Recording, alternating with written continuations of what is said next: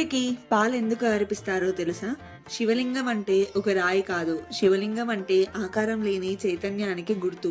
పాలు అంటే చల్లదనం, శాంతి, పోషణ. పాలు ఎప్పుడు వేడి తగ్గించేవి. ఇప్పుడు ఆలోచించండి, మన జీవితంలో ఎక్కువ వేడి ఎక్కడ ఉంటుంది అని?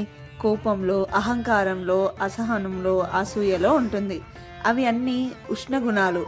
పాలు శివుడికి అవసరం లేదు. శివుడికి దాహం కాదు. పాలు అర్పించేది శివుడికి కాదు, మన కోపానికి, అహంకారానికి, అంతర్గత వేడికి.